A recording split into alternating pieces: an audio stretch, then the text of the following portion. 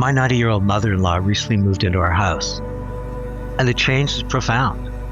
I mean, we live in a 17-foot wide semi-detached house, narrow, very vertical, not exactly designed with the 90-year-old in mind. So at first we tried to sell it. We wanted to find a place that would work better for her and for us. But the market had other ideas, so we stopped looking for the perfect home and started looking for a better solution to make it our home.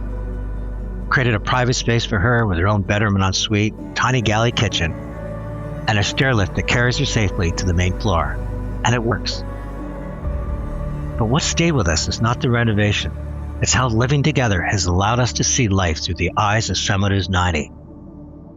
The stairs we climb without thinking, the jars we open without effort, a constant fear of falling or embarrassing yourself or having to ask for help. Things most of us take for granted can become daily obstacles to someone we love. But then there's the small gestures, a cup of coffee, a steady hand, a few extra minutes, being patient when someone needs to tell you something twice, caring for others without making them feel helpless. And that's what inspired this show. And talking to two extraordinary human beings, Amy Coupal and Leanne Kaufman. First, Amy. We do not have unlimited time with the people that we love. You've got to live your life while you've got it. You know, there are moments in life when love stops being only a feeling, it becomes a responsibility. For Amy, those moments arrived early. As a young girl, Amy helped care for her brother who lived with cerebral palsy. She learned lessons most children ever have to learn. Lessons about patience, compassion, and showing up, even when it's hard and you want to be somewhere else. Years later, she walked beside her mother through cancer and palliative care, and today, she helps care for her 86-year-old father, Charles, and how he has to navigate appointments, transitions, make difficult decisions, and all the unforeseen responsibilities that come with becoming someone's caregiver. Amy did not choose this life, but like millions of others, caregiving found her. People are exhausted because they are navigating a system and providing 90% of the care in healthcare, facing barriers day after day. And that's the thing about caregivers. They don't wear the title, they don't introduce themselves that way. They're just kids helping their parents, spouses helping their partners, neighbors helping neighbors, and friends helping friends. They simply do what love asks of them. And I think when we go into autopilot, this has to be done, this has to be done, it's like water that's leaking. It's going to find a way out because those emotions are unavoidable. Well, caregiving is one of the most important roles in our society. It's also one of the least recognized. Too often, they're treated as an afterthought. We are constantly recalibrating every moment of every day how to balance things. And by the way, that's not just about caregiving. Work, parenting, taking care of myself, all of my other personal commitments in my life. Well, our guest today has made her mission to change that. As CEO of the Ontario Caregiver Organization, Amy Coupal has become one of Canada's leading voices for caregivers, advocating for greater recognition, better support, and meaningful change at a time when our population is aging and the need has never been greater. I think the most important thing that I want caregivers to know is that they're not alone.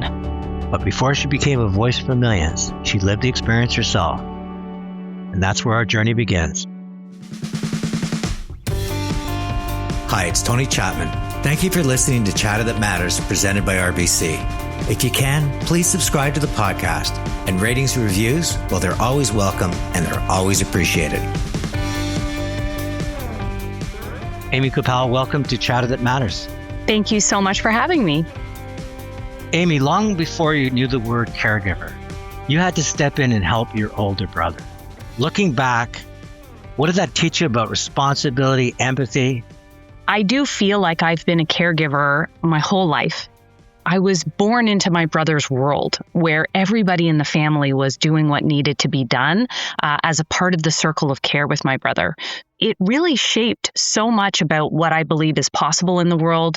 It shaped what I think is important, my values for sure. And it definitely shaped my career, making sure that we have the supports for people who need it and the supports for the people who are providing that kind of care.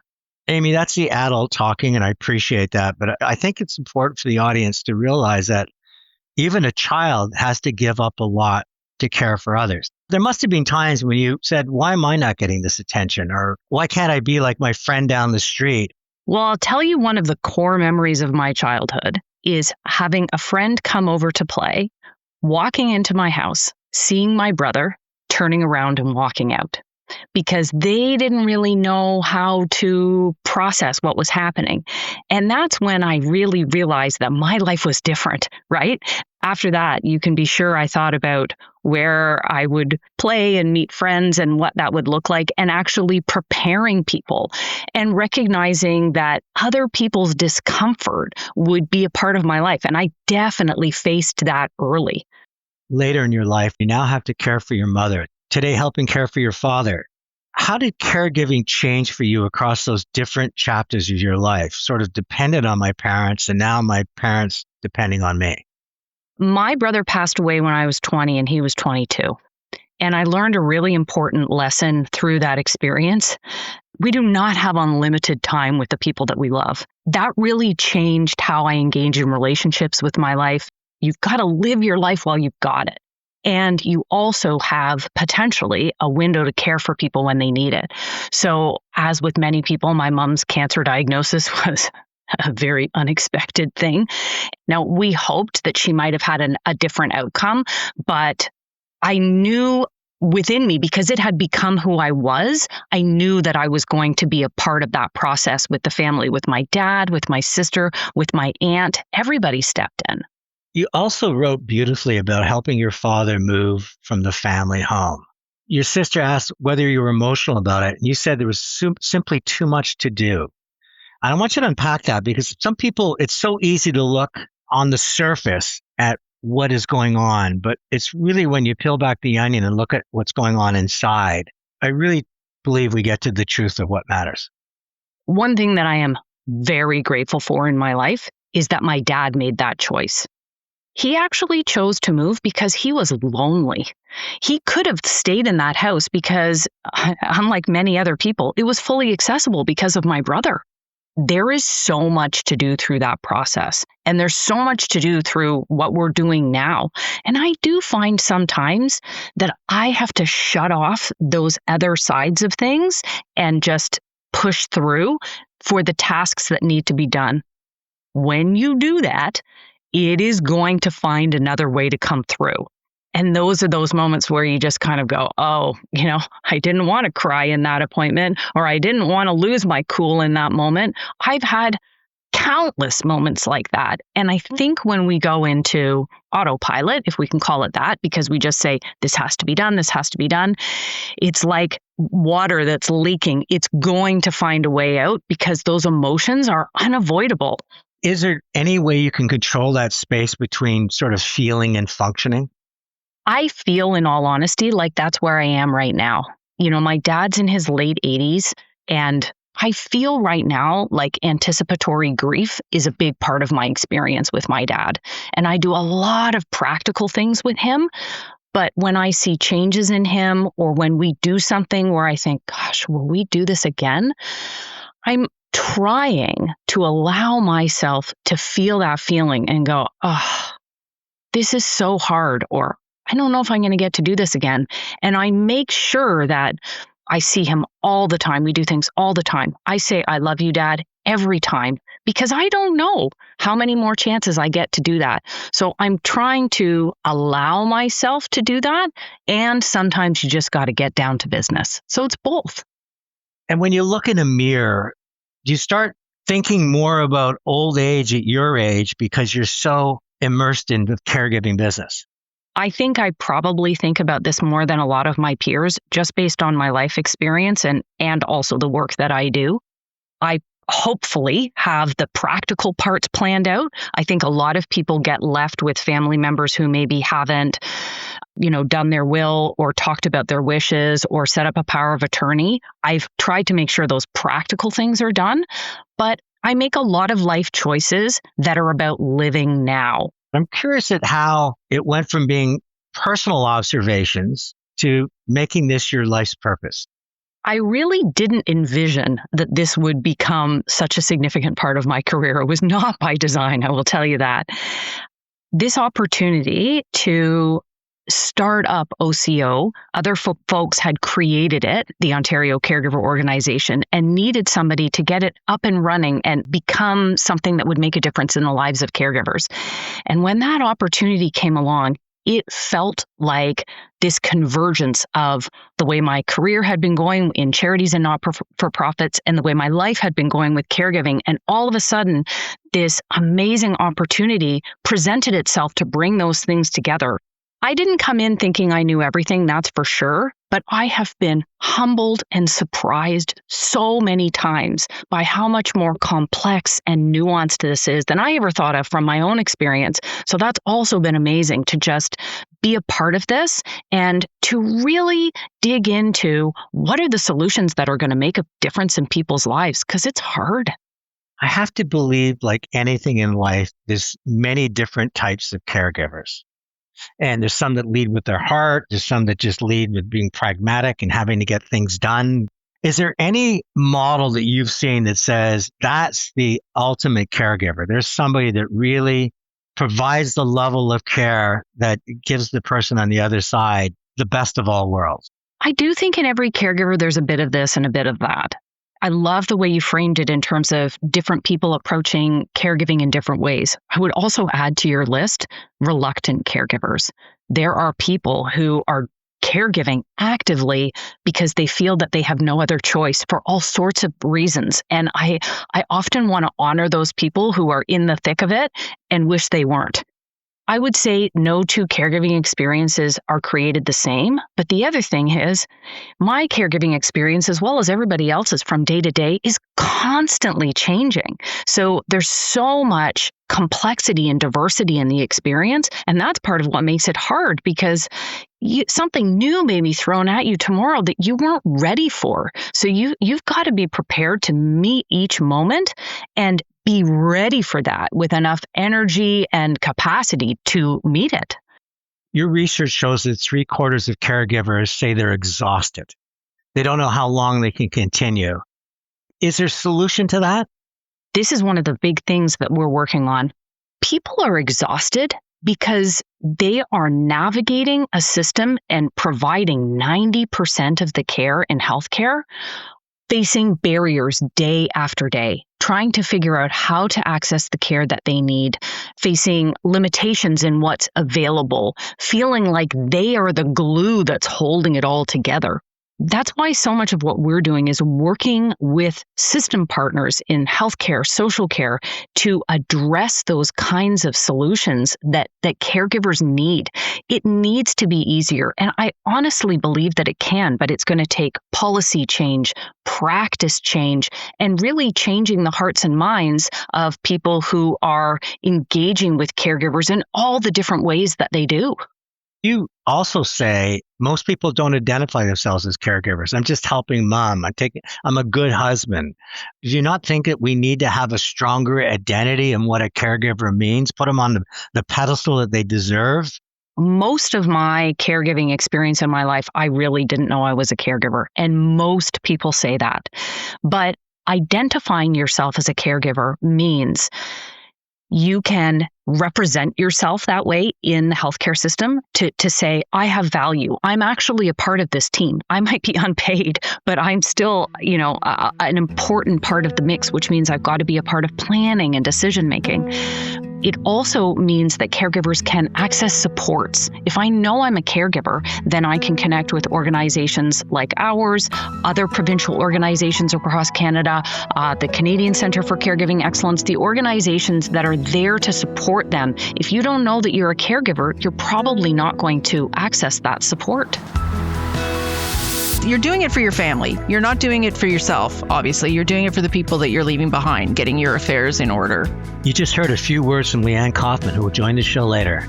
We'll talk about health span and lifespan. When we come back, Amy and I discuss the realities of an aging population, healthcare in crisis, and caregivers burning out with only love to keep their flame alive.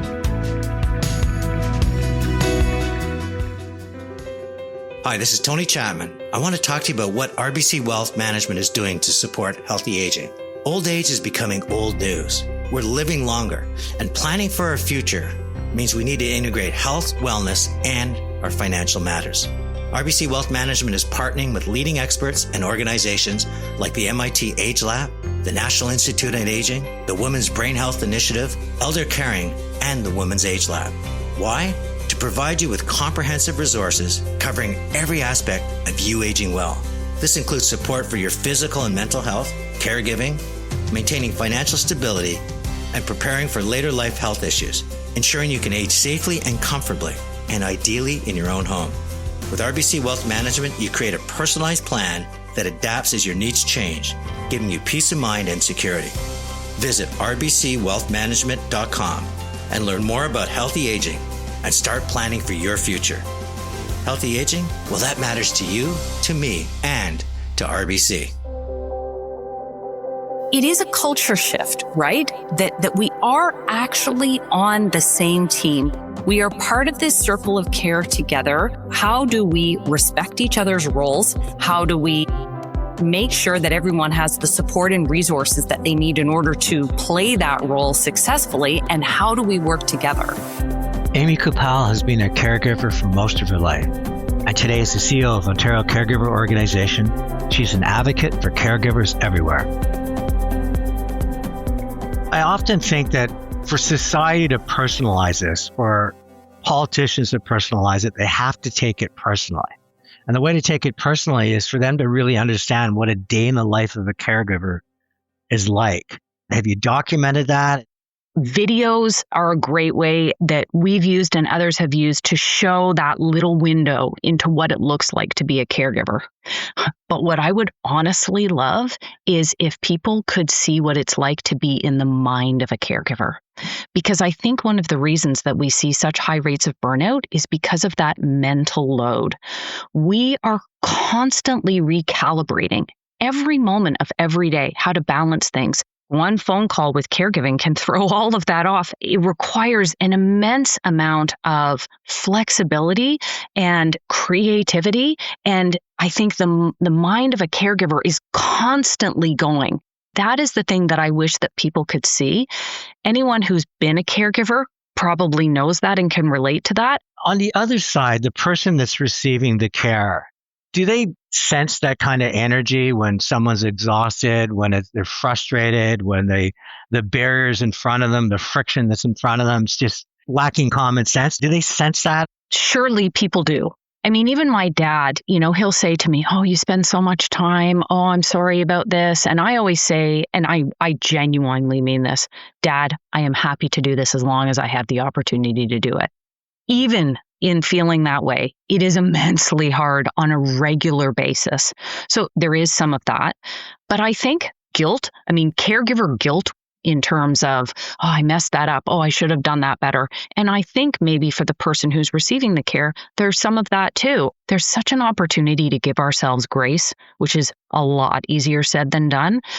That's what I say to people. It's all the things, it's all the feelings, it's the good, the bad, and the ugly. We're talking a lot about the emotional side. I have to think the math plays into it. I mean, we're an aging society. The demands on and the need for caregivers are only going to grow exponentially. And the people that are getting older now have had 2 kids, not 4. Very often these kids live in different cities. I mean, what does the future look like if we don't solve this? We're facing those challenges right now. But in terms of the change of demographics and in terms of demands on the system, we are, the frog being boiled in the water today without question. It means that for people who actually have a caregiver, they may be better off than somebody who doesn't have a caregiver. For the people who are doing that caregiving, they absolutely need support.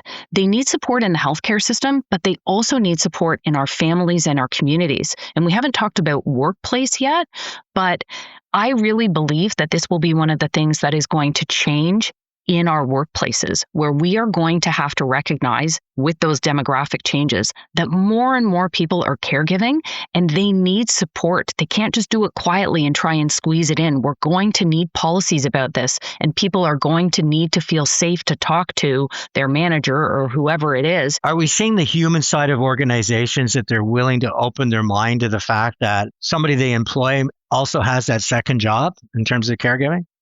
I really believe that caregiving is having a moment right now.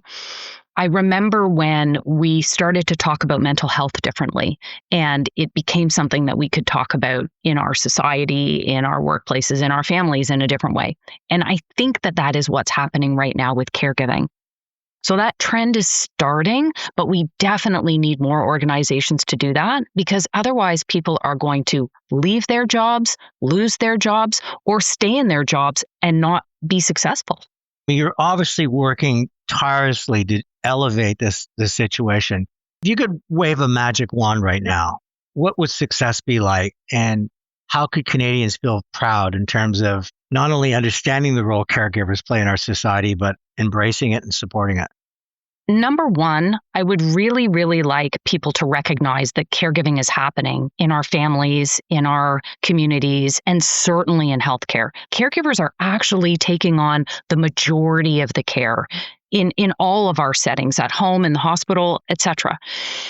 I would want to see that the kinds of processes that we're starting to see percolating being normal. So let's talk about healthcare. That would mean caregivers are identified. You show up at an appointment or at the bedside, they recognize you as the caregiver. And then you're included as a part of the care team. And so even though you may have doctors and nurses and other specialists that they say, okay, we know you're the caregiver and you will be the one who will be the continuity here. Let's work together on what the plan is. I would really want to see that. And then I would want to see that we have the funding and infrastructure for caregiver support. One of the biggest things that caregivers need is both respite so that they can get a break to keep going, and they need financial supports. Caregiving is actually extremely expensive, whether it's medical supplies, whether it's home care. They need very practical supports and solutions, and I would definitely use my magic wand for that. I mean, you've sacrificed so much for this. Do you feel that you're making progress? Is there times where you go, we're actually moving the needle in the right way? We are making progress in what I would call upstream. So we're seeing those policy changes more and more. We're seeing those practice changes more and more. But those are happening with organizations who have identified caregiving as a priority and are willing to make those changes through education and policy and practice and all of those things. That gives me hope in healthcare, in employment, and even some of the conversations that we're having around the bigger changes that can happen in supporting caregivers in our society. Where we haven't seen that trickle down yet is in those bigger caregiver burnout and distress numbers. They are dangerously high. So we need to start seeing that change in those burnout numbers, because otherwise caregivers are going to become patients themselves. What surprised you the most in terms of everything you're seeing today around this beautiful thing called caregiver? One of the things I have really learned through this experience is around the barriers that some caregivers face related to their identity, their community. So, for example, if you don't speak English as a first language, it's probably more challenging to be a caregiver. People may face bias based on their identity when they connect with healthcare providers. And it's really important to recognize that equity component in caregiving, because whether it's a financial barrier, whether it's a language barrier, whether it's about racism or homophobia that people might face in their caregiving role, these are things we have to talk about as well. It's an important part of caregiving to make sure that those biases and barriers are addressed in their caregiving experience. You must have this conversation almost every day with caregivers. What would you say to them?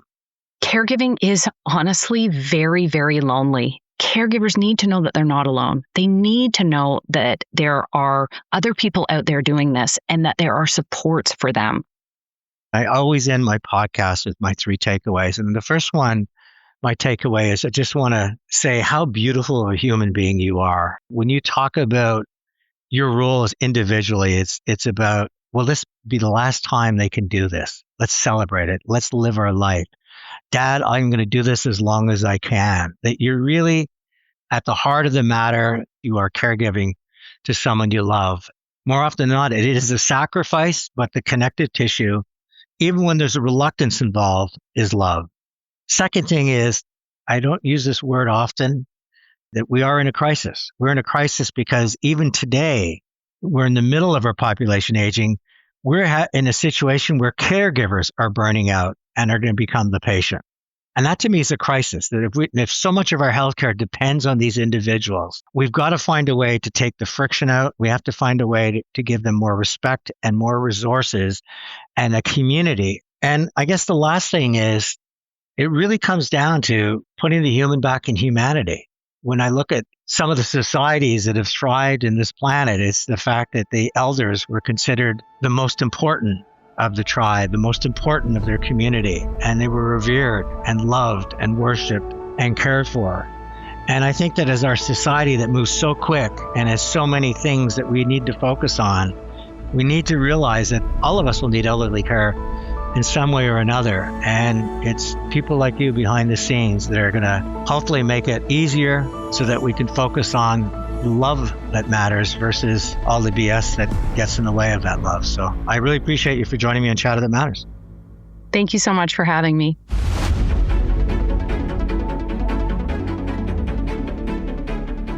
Every Thursday, I do a segment with Andrew Carter, who's the host of a popular radio show in Montreal, and he always asks me, what's your key takeaway? And with Amy, it's the reality that caregiving often arrives without warning, without training, and without a map. We dive in because of love, but love can't answer some very important questions. First, when we're caring for, what do they want? Who's going to make decisions if they can no longer speak for themselves? How will they live? How will their care be paid for? And when they leave us, what happens next? To help us answer some of these questions, I'm inviting back Leanne Kaufman. She's got a fancy title. She's the president and CEO of RBC Royal Trust. But time and time again, what I admire about Leanne is she always leads with her heart. Oh, thanks, Tony. That's nice to hear. You're one of my favorites, too. Leanne, you've been on this journey for many years, and you really gotten serious a couple of years ago. Why focus beyond the numbers? I've always focused on the aging client demographic in the Royal Trust work, but we started to see this real impact of the longevity, the aging demographic across Canada broadly, and thinking about it from a broader wealth management perspective. What is the impact of all of that to clients' wealth, and how are health and wealth interrelated? Because they certainly are. And we started by thinking about things like powers of attorney and the way longevity is going to impact cognitive impairment, because the longer people live in today's terms, unless we get some advancements, that means more people living with cognitive impairment. So you need to have some planning around that. Then we started thinking about financial planning, and we typically think of financial planning around how are you going to live your first few years post-retirement, but we don't usually plan for the last 10, and those last 10 are proving to be really expensive.